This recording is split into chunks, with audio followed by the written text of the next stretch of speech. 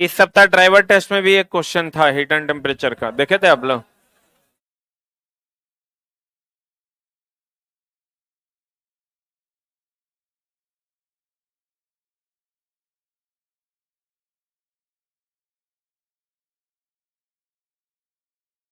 आज हम लोग पढ़ने वाले हैं ऊष्मा संचरण की विधि। यही ना पढ़ने वाले हैं? इससे पहले जो हम लोगों ने पढ़ा है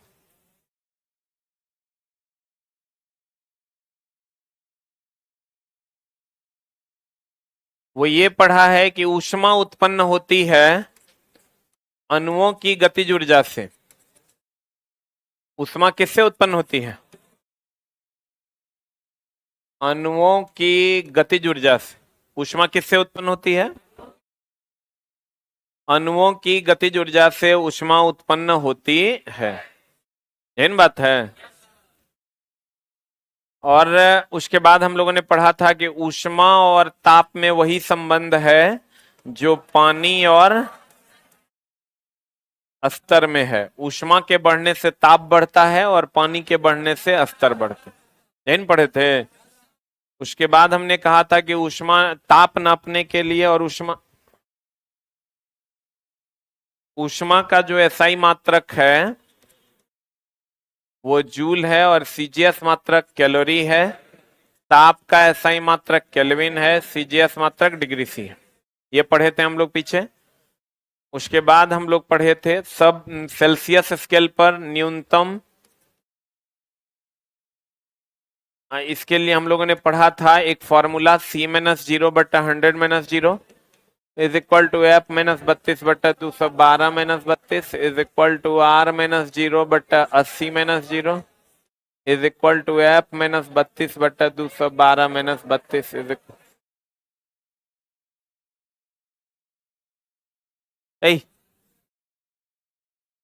क्या प्रॉब्लम है?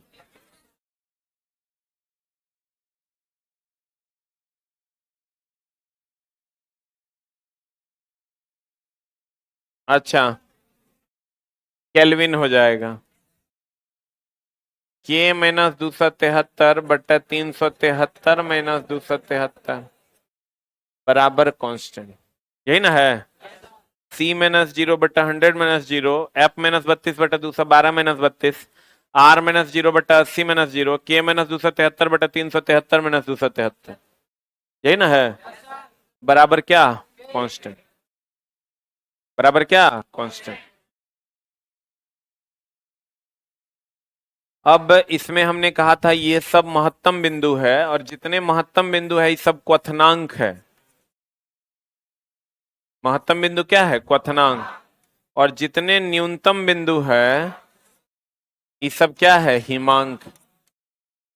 जितने न्यूनतम बिंदु है सब क्या है? हिमांक। जितने उच्चतम बिंदु है क्वथनांक। उसके बाद हमने कहा था ज्वर मापी को फ़ारेनहाइट में व्यक्त करते हैं। तापयुग्म तापमापी सीबेक प्रभाव पर काम करता है। बोलो ना रे। तापयुग्म उसके बाद हमने पढ़ा था पायरोमीटर जो उच्च ताप को नापता है, क्रायोजेनिक जो निम्न ताप को नापता है। यही ना बताए थे? पायरोमीटर जो उच्च ताप को नापता है वो 800 डिग्री सी से अधिक नापता है। कितना से अधिक नापता है? 800 डिग्री सी से अधिक ताप को नापता है। पायरोमीटर कितना से अधिक नापता है? अब देखिए,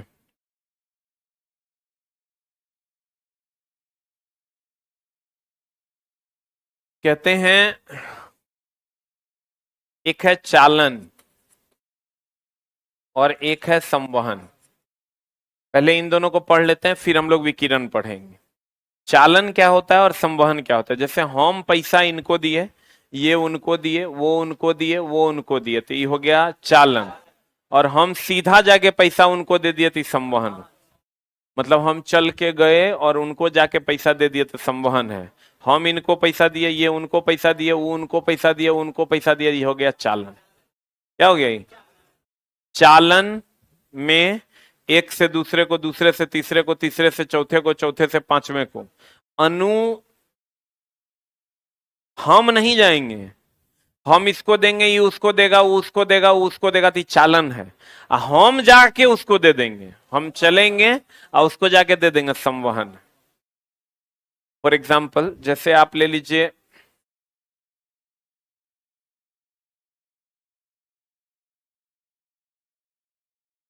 लोहा का एक टुकड़ा,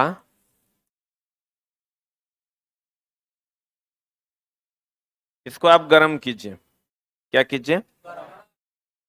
गर्म कीजिएगा। तो गर्म कीजिएगा तो ये गर्म होगा, एक कण दूसरे कण को गर्म करेगा, दूसरा तीसरे को तीसरा, चौथे को चौथा, पांचवें को पांचवा, छठे को छठा, सातवें को, गर्म होता चला जाएगा। ये क्या है? चालन है। और अगर आप पानी को गर्म करते हैं,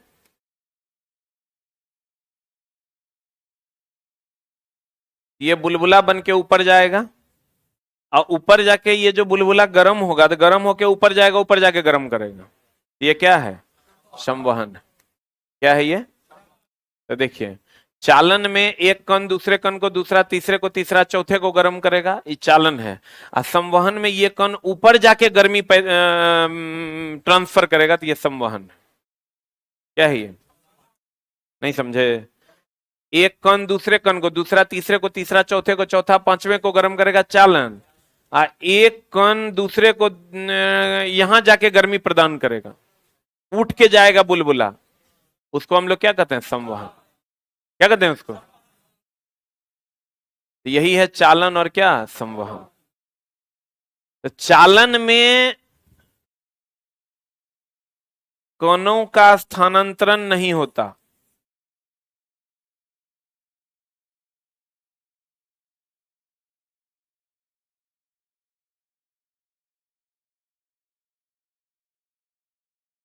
संवहन में कणों का स्थानांतरण होता है।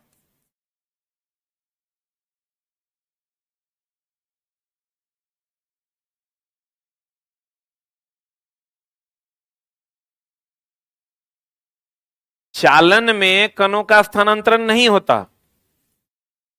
ठीक है। संवहन में कणों का स्थानांतरण होता है।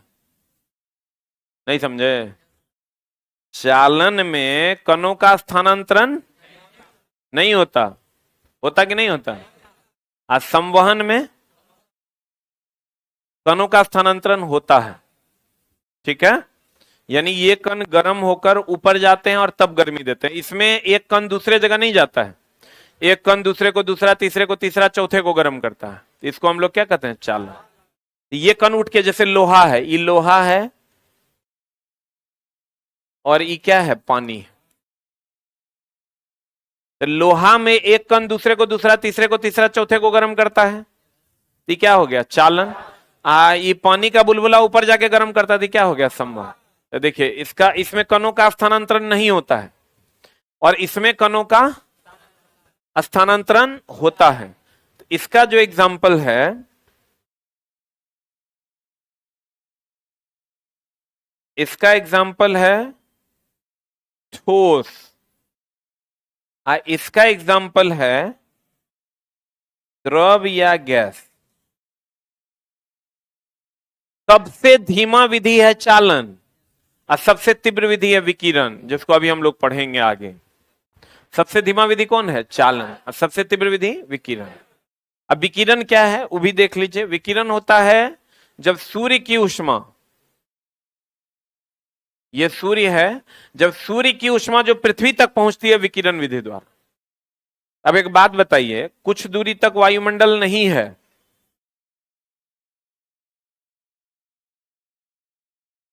इधर अगर आप आइएगा, कुछ दूरी तक वायुमंडल नहीं है, वायुमंडल नहीं है, कुछ दूर वायुमंडल है।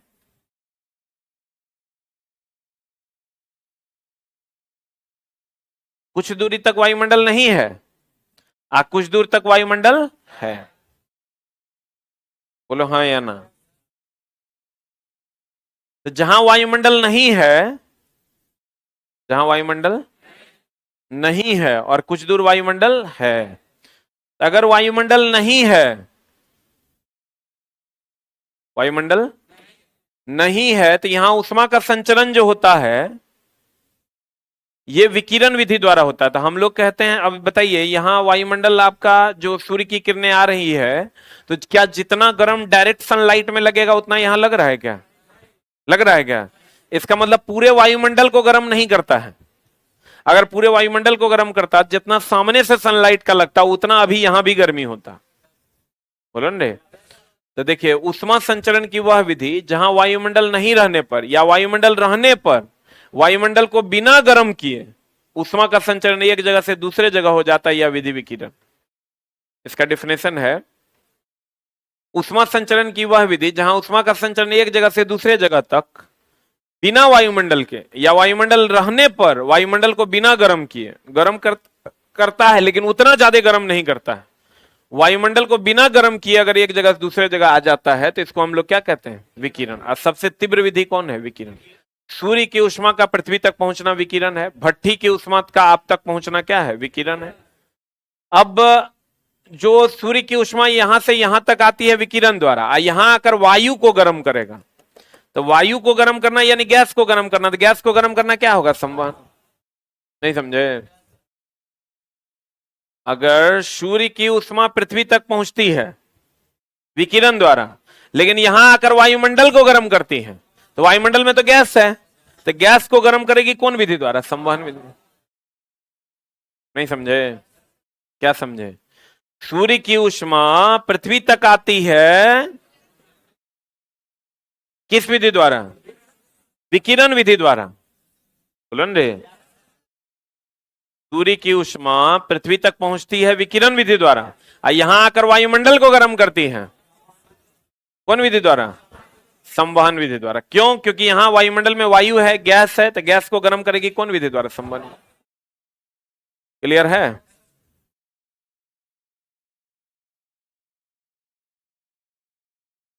उष्मा संचरण की तीन विधि है, चालन, संवहन और विकिरण।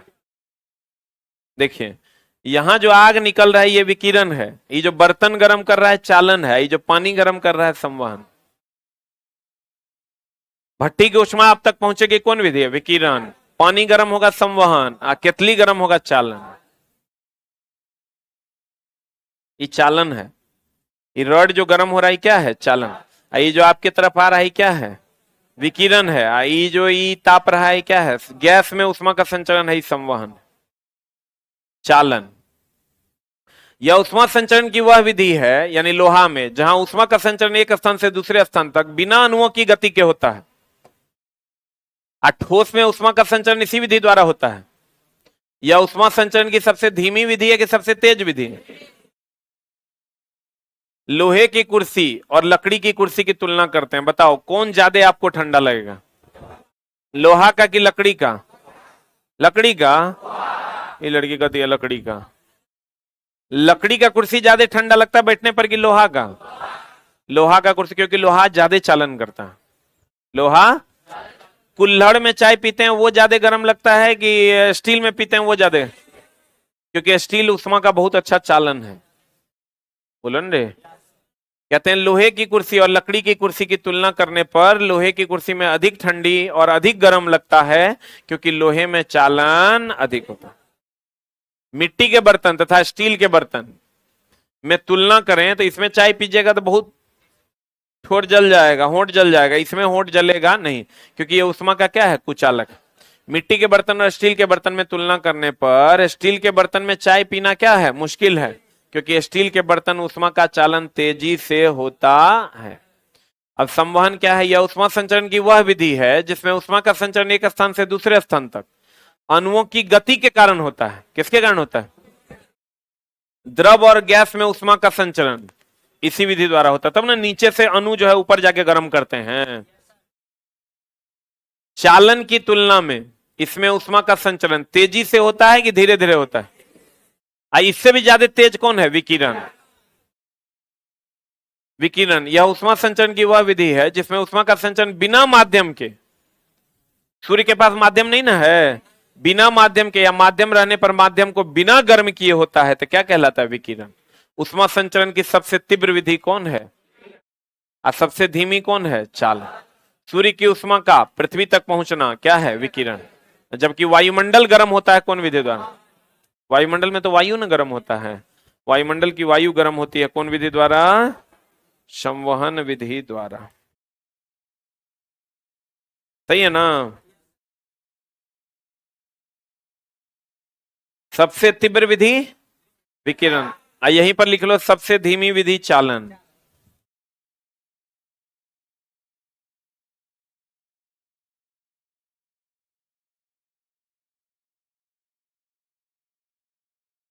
सबसे धीमी विधि क्या है? चालन।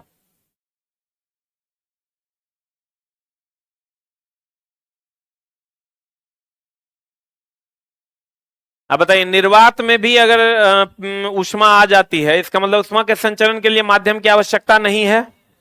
देखें ना, यहां वायुमंडल नहीं है फिर भी आ रहा है, इसका मतलब ऊष्मा के संचरण के लिए माध्यम की आवश्यकता नहीं है। लिख लो।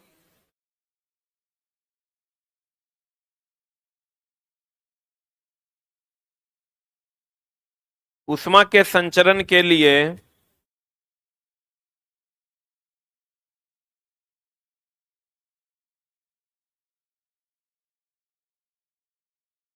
माध्यम की आवश्यकता नहीं है।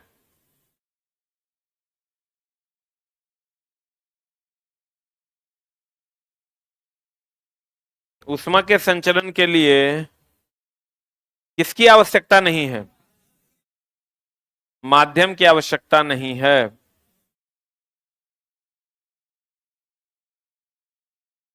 अब बताओ, भट्ठी की ऊष्मा का मनुष्य तक पहुंचना क्या है? विकिरण। कुछ लोग इसको संवहन में भी रखते हैं।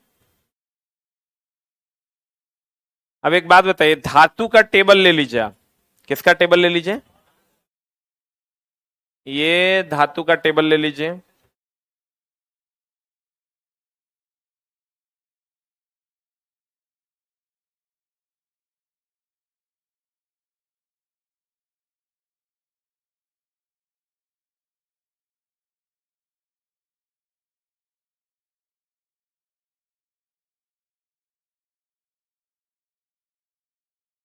एगो धातु का टेबल ले लीजिए, एगो लकड़ी का टेबल ले लीजिए।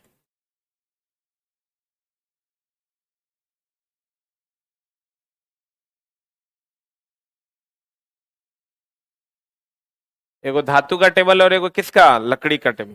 सही है ना? अब चला जी, धातु के टेबल और लकड़ी के टेबल में फर्क क्या होगा कि धातु के टेबल में चालन होगा और लकड़ी के टेबल में चालन नहीं होगा।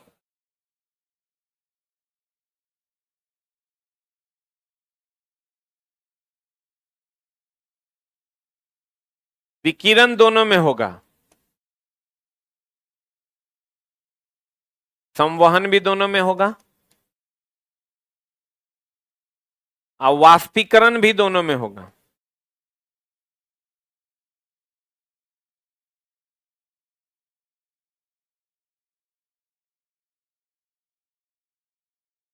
कहते हैं, चला जी गौर से देखिए, चालन, संवहन और विकिरण, वाष्पीकरण, चार प्रोसेस है ठंडा होने का।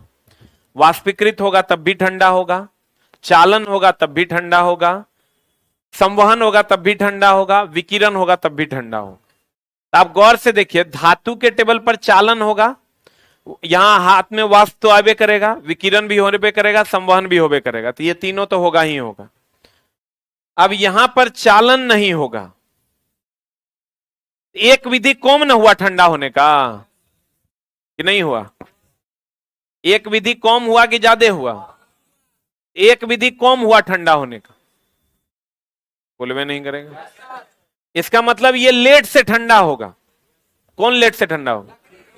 लकड़ी में, चूंकि इसमें तीनों विधि द्वारा ठंडा होगा, चौथा विधि द्वारा नहीं होगा। तो तीनों विधि द्वारा ये ठंडा होगा, ये चार विधि द्वारा ठंडा होगा। तो जल्दी ठंडा कौन होगा?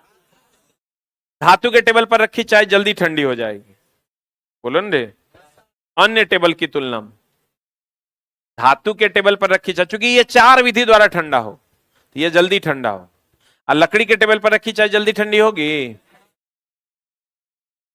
कहते हैं धातु के टेबल पर रखी चाय जल्दी ठंडी हो जाती है लकड़ी के टेबल की तुलना में, क्योंकि धातु के टेबल में चालन, संवहन, विकिरण, वाष्पीकरण चारों न होगा, होता है, जबकि लकड़ी के टेबल पर केवल विकिरण, संवहन और क्या होगा? वाष्पीकरण। चालन होगा, इसमें चला जी चालन नहीं हो, इसमें चालन होगा। तो कौन जल्दी ठंडा होगा? धातु के टेबल पर रखी चाय जल्दी ठंडी होगी, लकड़ी के टेबल पर रखी चाय लेट से ठंडी होगी। अगर सामान्य शरीर का तापमान कितना है? 37 डिग्री से। तो हम लोग जो कपड़ा पहनते हैं, हम लोग जो कपड़ा पहनते हैं वो क्या करता है? हमको गर्मी देता है कि लेता है? ना गर्मी देता है ना लेता है, हमारे शरीर के ताप को बाहर जाने से रोकता है। जैसे 37 डिग्री सी टेम्परेचर होता है। कितना degree C? 37 degree C temperature है। कितना degree C? 37 degree C temperature है। कितना डिग्री सी? 37 डिग्री सी जो टेम्परेचर है हमारे शरीर का, वायुमंडल का ताप जो होता है ठंडी के टाइम में वो 5 डिग्री सी मान लो। कश्मीर वगैरह में माइनस में टेम्परेचर जाता है, हमारे यहाँ तो 5, 10, 15 डिग्री सी टेम्परेचर रहता है, 14, 15 रहता है, मान लेते हैं 15 डिग्री सी। ये उच्च ताप है, ये निम्न ताप। कपड़ा क्या करता है? चला, ये कपड़ा से अगर हम ढक लेते हैं अपने आप को तो ये उच्च से निम्न में उष्मा का प्रवाह को बंद कर देता है, क्योंकि कपड़ा उष्मा का कुचालक है। कहां से कहां में? उच्च से निम्न में उष्मा का प्रवाह क्या कर देता है? क्या कर देता है? उच्च से निम्न में उष्मा का प्रवाह क्या करता है? बंद कर देता है, रोक देता है। ये गर्मी देता नहीं है। अगर कपड़ा गर्मी देने लगता तो 5 को कपड़ा रख के हम लोग चाय बना लेते हैं, 20 को कपड़ा रख के पूर्णा कपड़ा रखते हैं चाय बना लेते हैं, उतना गर्मी दे देता हूं, खाना बना लेते। लेकिन ऐसा नहीं है, कपड़ा गर्मी नहीं देता। कपड़ा सिर्फ उच्च ताप से निम्न ताप में जो उष्मा का प्रवाह होता है उसको क्या करता है? रोक देता। क्या करता है?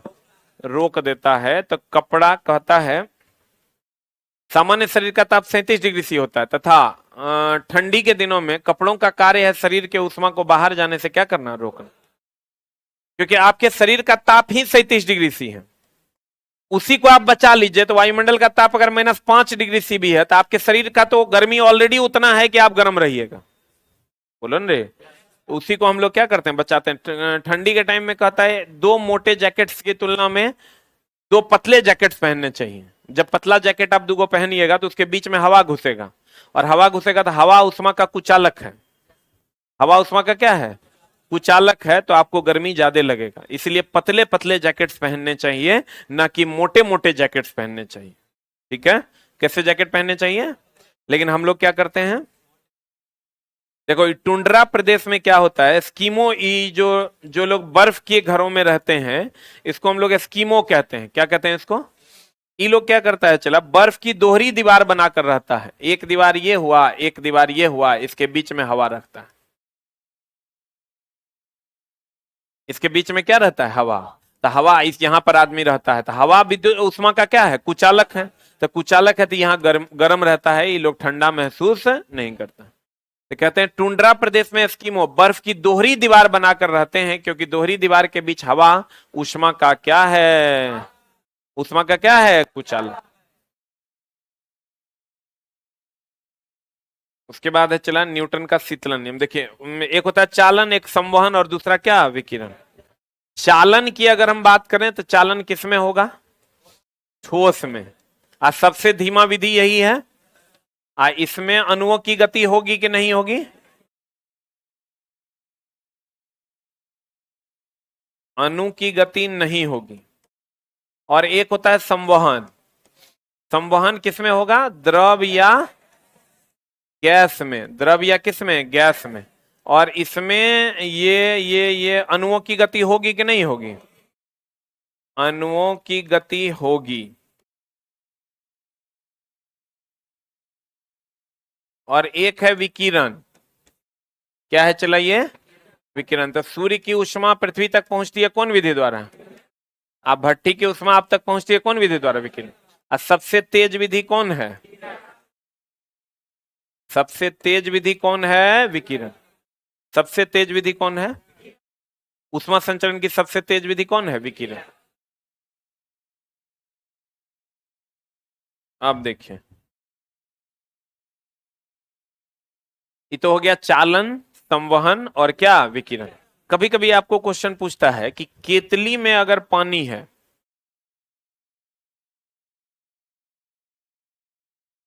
ये केतली है, ये पानी या चाय कुछ भी है, तो केतली जो गर्म होगा, ये जो गर्म होगा ये किस विधि द्वारा? चालन द्वारा, क्योंकि केतली ठोस है ना। इसके अंदर जो पानी गर्म होगा, तो पानी द्रव है, ये गर्म होगा संवहन विधि द्वारा। ये कौन विधि द्वारा गर्म होगा? नहीं समझे? अगर केतली गर्म होगा, क्या गर्म होगा? केतली गर्म होगा चालन विधि द्वारा, और पानी गर्म होगा संवहन विधि। क्लियर है? इसको लिख लीजिए एक जगह। केतली गर्म होता है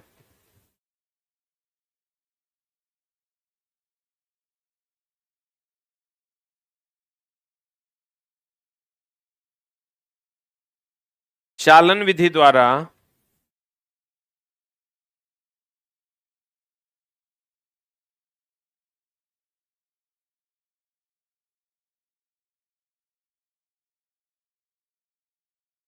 केतली गर्म होता है चालन विधि द्वारा,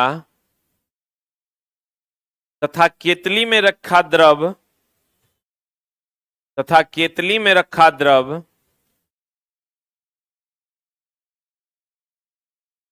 गर्म होता है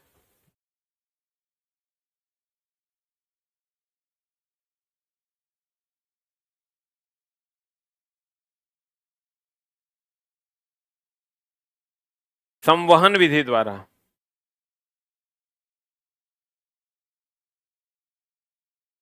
केतली में रखा द्रव गर्म होता है कौन विधि द्वारा? संवहन विधि द्वारा। केतली गर्म होता है किस विधि द्वारा? चालन। और केतली में रखा द्रव गर्म होता है किस विधि द्वारा?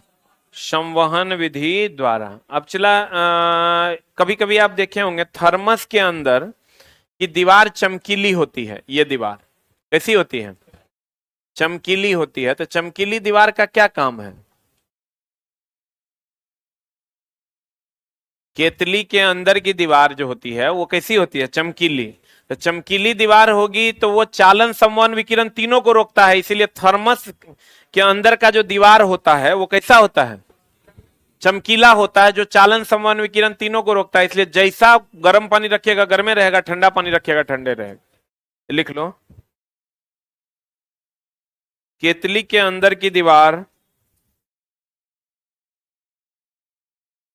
केतली या थर्मस, थर्मस के अंदर की दीवार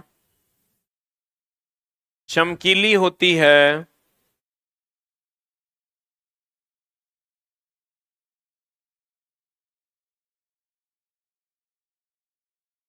कैसी होती है? चमकीली होती है चालन, संवहन और विकिरण को रोकने के लिए।